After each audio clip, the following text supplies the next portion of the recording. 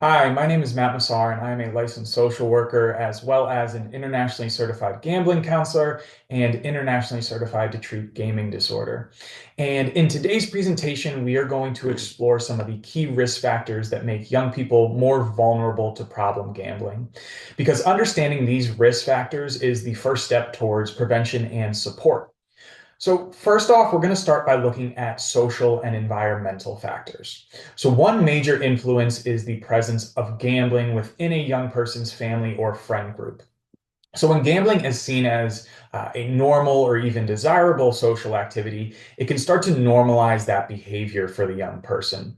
So they might witness family members or friends gambling frequently, which can then lead to this early exposure and perception that gambling is harmless or even a fun way to make money. A very common example of this would be around the time the Super Bowl is happening each year and family or friends are passing around Super Bowl squares. This is a very common early exposure to gambling amongst friends or family.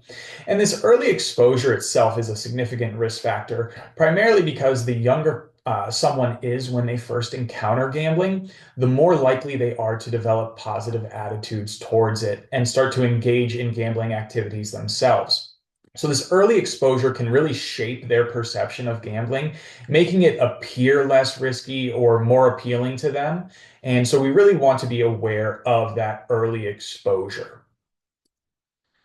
So, beyond the environment, there are certain behavioral and personality traits that can also increase the risk of problem gambling. So, young people who exhibit risk-taking behaviors and impulsivity, they may be more drawn to the thrill and excitement of gambling. So, they might find it harder to resist that urge to gamble, even when faced with negative consequences. We also see a connection between problem gambling and areas of poor functioning. So, for example, a young person who is struggling in school or at work or in relationships in their life, they may be more vulnerable to developing gambling problems, perhaps as a way to escape or cope with their difficulties. So, if I'm a young person and I'm having trouble with my grades or my relationships with my friend or significant other are in a bad place, I may be using gambling as a way to escape or cope with those negative feelings or everyday life challenges. And so it's important to remember that it's a complex relationship, and sometimes these struggles can be both a cause and a consequence of problem gambling. We also want to understand the link between mental health and problem gambling. So, co-occurring disorders such as depression, anxiety, ADHD, and substance use are common among young people with problem gambling. So, these conditions, they can increase vulnerability to problem gambling and vice versa. So, for example, someone struggling with depression might turn to gambling as a way to numb their feelings, but this can quickly lead to a cycle of addiction and further distress.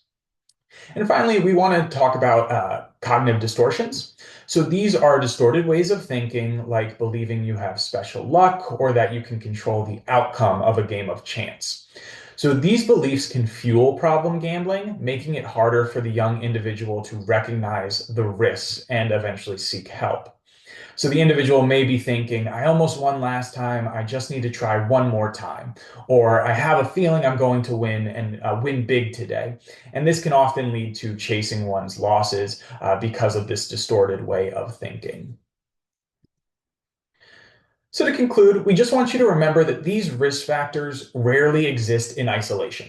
So, they often interact and influence each other, creating a kind of complex web of vulnerability. So, for example, a young person with ADHD, let's say, who also has a family member who gambles and believes in luck is at a significantly higher risk than someone with just one of these factors. So you could think of it as a puzzle with each piece kind of contributing to that overall picture. And this interconnectedness kind of highlights the need for a comprehensive approach to prevention and intervention. So ultimately, what can we do with this information?